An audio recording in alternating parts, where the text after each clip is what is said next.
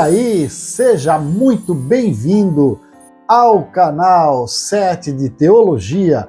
Eu sou o professor Sérgio Lenz e hoje vamos falar a palavra de Deus. Eu sei que você já estava com saudades, mas como eu havia dito alguns meses atrás, quando chegássemos ao segundo semestre de 2023, como todos os demais anos, o segundo semestre existem muitas atividades, muitas questões a serem deliberadas e naturalmente nós acabamos nos envolvendo demais com coisas que tomam o nosso tempo, mas não dá para deixar de meditar na doce, na preciosa palavra de Deus. E antes que eu leia o texto de Malaquias, no capítulo 1, no versículo 6, uma palavra acerca de autoridade espiritual, eu quero lembrá-lo quanto é importante que você se inscreva no canal, dá uma olhadinha ali se você ainda está inscrito, como eu digo, vez por outra, infelizmente você vai olhar depois de alguns dias e você já não está mais inscrito, não sei o que acontece lá nos mecanismos do YouTube, mas é assim que funciona. E para nós é importante que você esteja inscrito, que você deixe o seu like, que você compartilhe com muita gente para que outras pessoas possam ser beneficiadas, alcançadas e abençoadas por esta palavra, tá certo? Bora lá então. Malaquias capítulo 1, versículo 6, que diz: o filho honra o pai, o servo ao seu senhor. Se eu sou pai, onde está a minha honra? Se eu sou senhor, onde está o respeito para comigo? Diz o Senhor dos exércitos a vós outros, ó sacerdotes que desprezais o meu nome. Vós dizeis: em que desprezamos o teu nome? Pois é um texto bastante retumbante, ainda que ele pertença a uma época específica da vida de Israel, o Israel que havia voltado do cativeiro já há alguns anos e que estava estabelecido novamente na sua terra, o Israel que havia esquecido dos preceitos básicos da vontade de Deus em relacionar-se com o seu povo, e esse Israel ele é parecido com alguns setores da Igreja de Cristo dos nossos dias.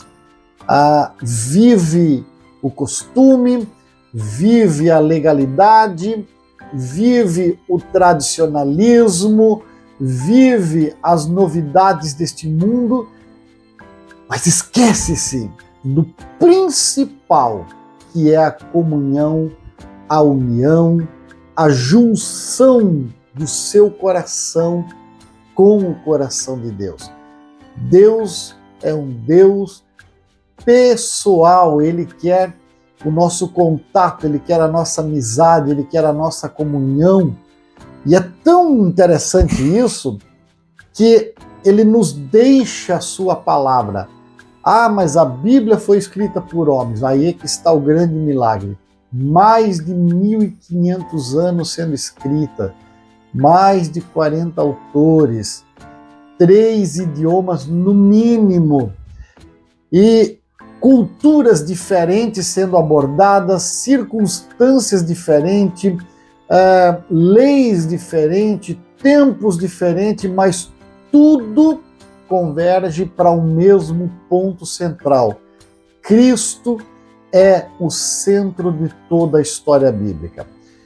E é por isso que, neste ponto que nós fizemos a leitura, Israel já estava na sua terra, já praticava os seus sacrifícios, já fazia os seus rituais, mas estavam vivendo a sua vida alheia da presença de Deus. E aí o Senhor, ele naturalmente começa sempre daqueles que têm mais conhecimento. Por isso que é tão sério estudar teologia, é tão sério conhecer a Bíblia, porque a quem muito é dado, muito é requerido. Alguém vai dizer, tentando ser um bom espertinho, então eu não vou conhecer nada, então eu não vou ler a Bíblia para que eu não seja condenado. Pois é, mas os pecados de ignorância também são pecados, só para você se lembrar, tá? Então é importante conhecer. O sentido é, quanto mais eu me aproximo da Bíblia, mais eu me aproximo de Deus. E quanto mais eu me aproximo de ambos, mais eu me distancio do pecado. Então, se eu preciso me livrar da prática do pecado que está enraizada dentro do meu coração, eu preciso me aproximar naturalmente da palavra de Deus. Uma forma, além de ler a Bíblia, de conhecer a palavra de Deus, é fazendo um curso de teologia. E eu sempre recomendo que você procure um curso de teologia próximo da sua casa, para que você possa ter um professor, um tutor em sala de aula que vai lhe conduzir, que vai lhe trazer as novidades, que vai lhe dirimir dúvidas e, inclusive, que você tenha o contato com outros alunos, porque essa troca de informações ela é bidirecional. Ela vem para você, mas ela também sai de você e todos crescem junto. E este talvez seria o grande sentido de sermos Igreja de Cristo, repartindo tudo em comum.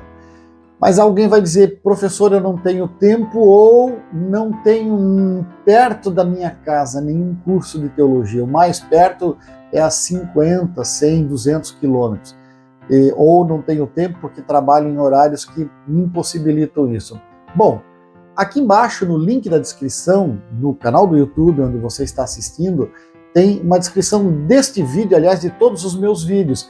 E aqui, ó, FAEST é uma opção viável, onde você tem as matérias básicas para estudar, inclusive tanto curso básico e médio, mas são as matérias básicas da teologia sistemática, onde você tanto recebe um PDF com material para fazer leitura, quanto também recebe o vídeo para assistir às aulas onde estão inserida esta matéria. Inclusive, eu sou professor de algumas dessas matérias e recomendo para um conhecimento básico inicial para aquele que não pode estar presente num curso regular, tá?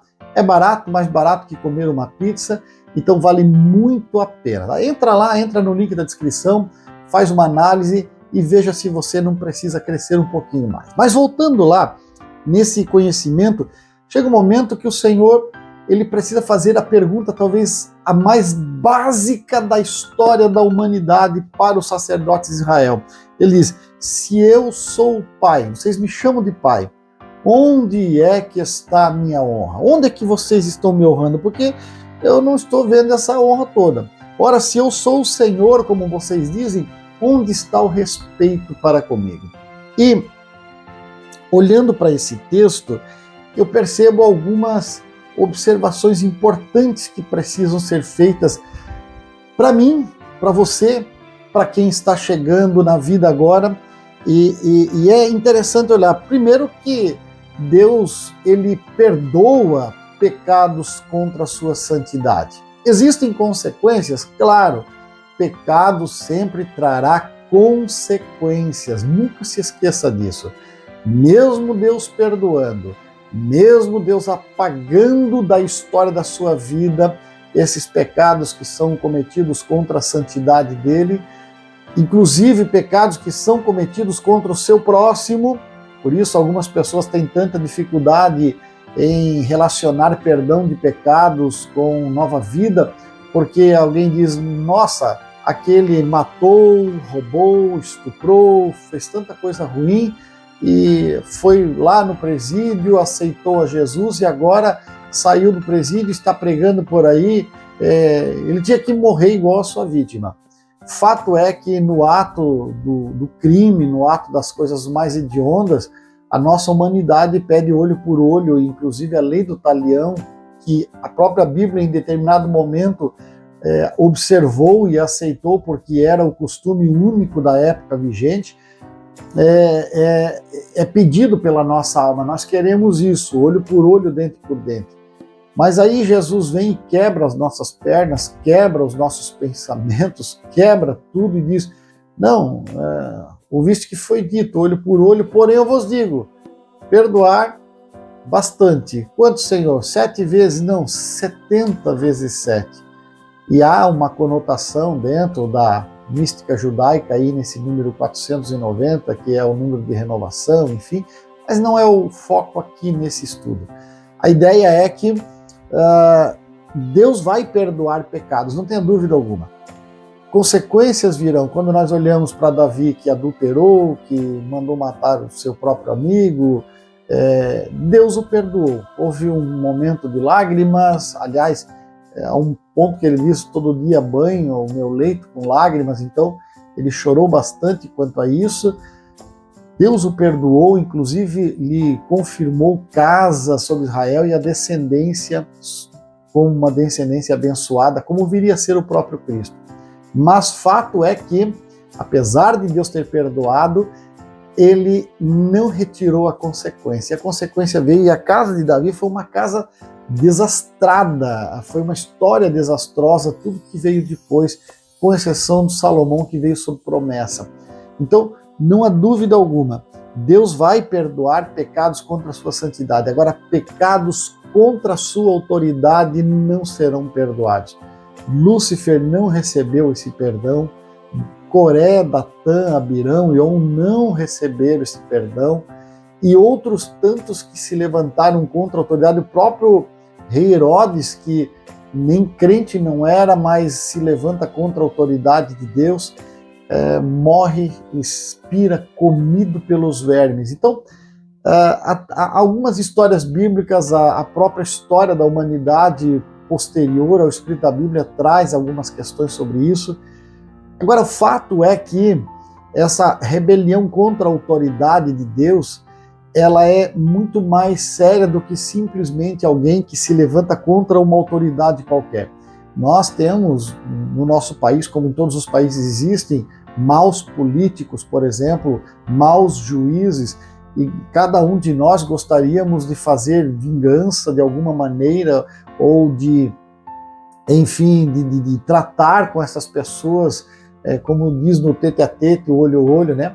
Mas não é essa autoridade ainda que estas autoridades tenham vindo de Deus, e faz parte do nosso crescimento, faz parte da nossa espiritualidade, também confiar em Deus, mesmo com respeito a essas autoridades que são corruptas, que são corrompidas. Você diz: não, professor, mas daí, meu Deus, que coisa horrível, o senhor está pedindo uma coisa tão difícil para nós, aceitarmos essa autoridade dessas pessoas. Pois é, faz parte como exercício espiritual. Não é que estas pessoas vão lhe trazer bênção se você as obedecer. Deus lhe abençoará ao longo do processo do seu crescimento espiritual, quando você aprender a confiar nele somente e nada nestas pessoas.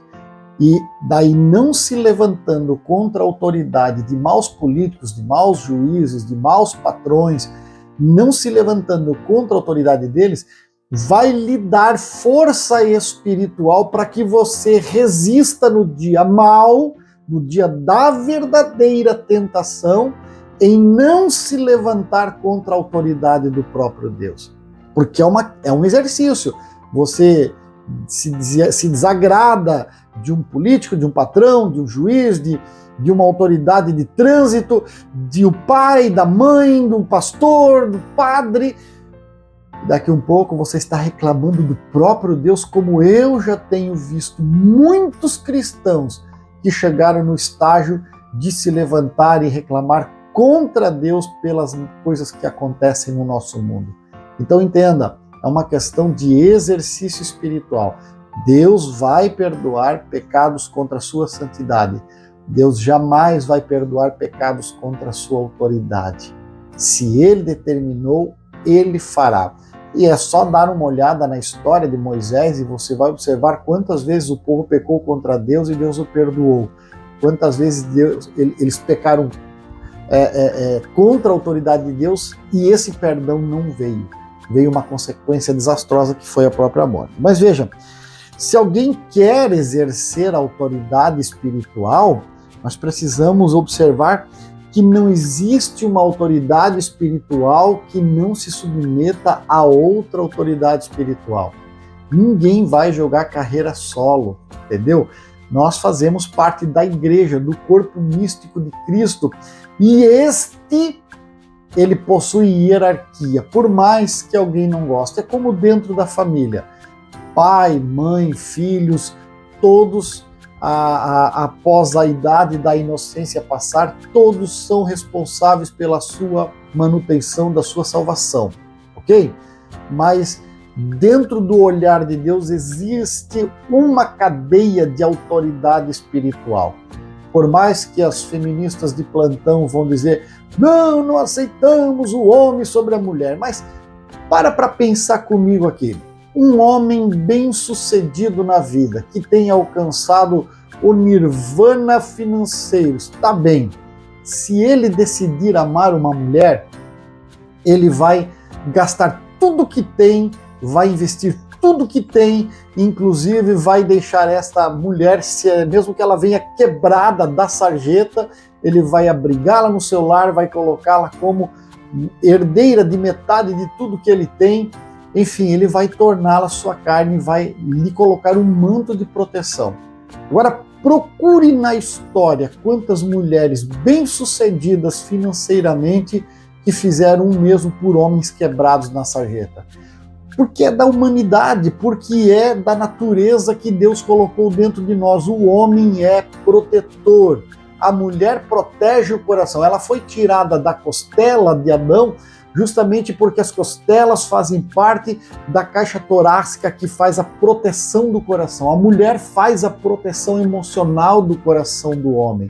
É ela que cuida das emoções do seu marido. É ela que faz com que ele seja feliz, bem-sucedido e realizado para que ele possa ser um vencedor lá fora na selva. E ele, lá fora na selva, vai trazer a provisão, o sustento e vai fortificar a sua casa para proteger a sua esposa e os seus filhos, que serão os seus descendentes.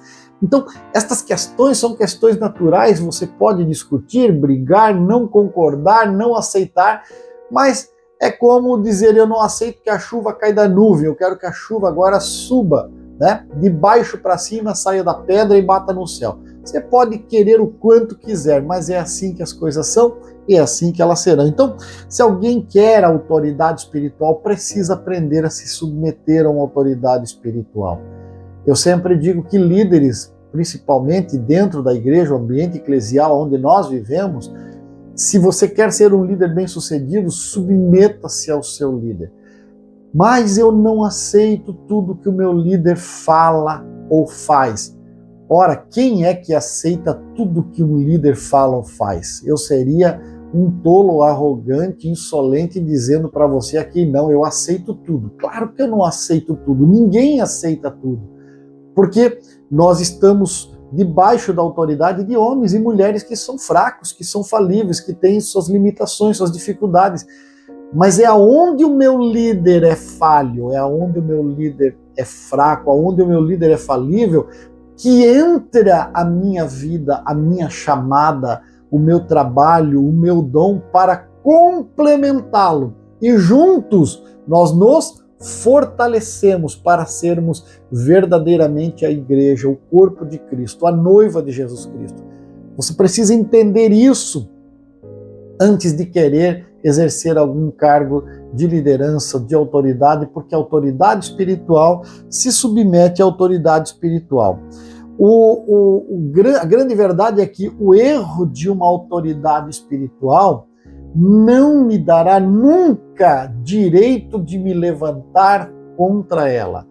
Ora, você viu alguém, flagrou alguém que está na hierarquia espiritual acima de você, no flagrante do delito, do erro, não se levante.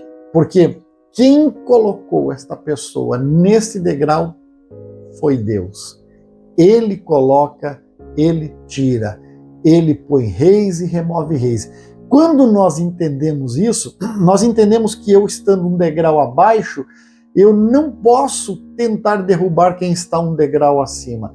Quem vai tirar de lá é Deus. E se ele tirar, ele limpa o degrau para que você possa, inclusive, talvez ser a pessoa que vai subir e ocupar aquele posto. Se você puxar o pé e derrubar quem está lá em cima, primeiro Deus trata com você. Depois ele vai tratar com aquele que está errado. Porque ele pode estar errando contra a santidade de Deus que tem perdão. Você vai estar errando contra a autoridade de Deus que não tem perdão. Por isso o Senhor pergunta para o sacerdote: se eu sou o pai, aonde está a minha honra? Eu preciso entender que se eu tiver 5, 10, 15, 20 filhos, não importa. Eu sempre vou dar aos meus filhos o melhor que eu puder dar, mas também vou exigir dos meus filhos o mínimo que é o respeito à minha honra. E, claro, Deus, pensando desta maneira, ele dá aos seus filhos a mesma condição. Ele quer que eu seja abençoado sobre o pastoreio do meu líder, mas ele exige que eu seja submisso a esse pastoreio. Então, é o princípio básico. Se eu sou o Senhor, aonde está o respeito comigo? Respeitar a Deus é muito mais dizer: sim, senhor, o senhor é um velhinho de barba branca que está sentado no trono e está bem, o senhor fica lá e eu fico aqui. Não, senhor. Eu preciso entender que Deus está presente nas minhas relações com as pessoas que estão à minha volta.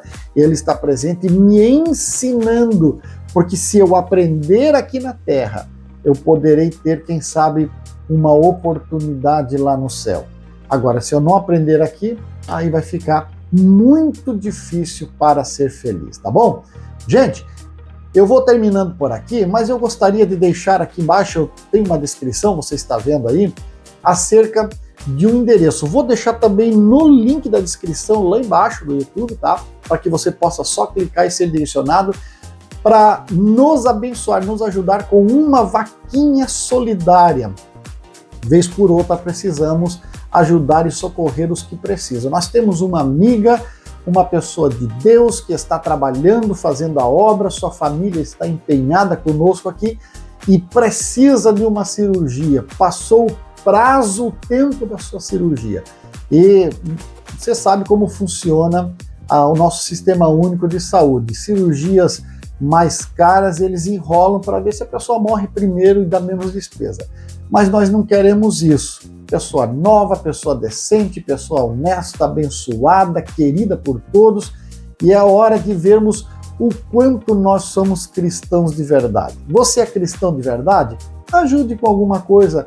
Custa tão pouco para você.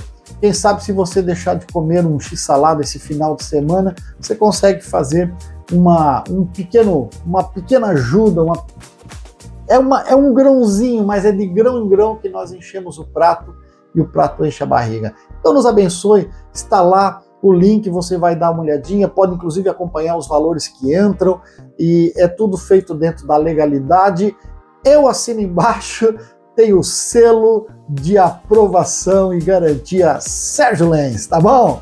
Eu vou ficando por aqui agradecendo o carinho da sua companhia, desejando a você que não se esqueça de clicar no like se gostou, de se inscrever no canal, de compartilhar e, acima de tudo, desejando que você faça um ótimo final de semana na presença daquele que era, que é e que será para sempre o maior, o melhor e o mais fiel companheiro. Forte abraço, até sábado está chegando aí Escola Bíblica Dominical.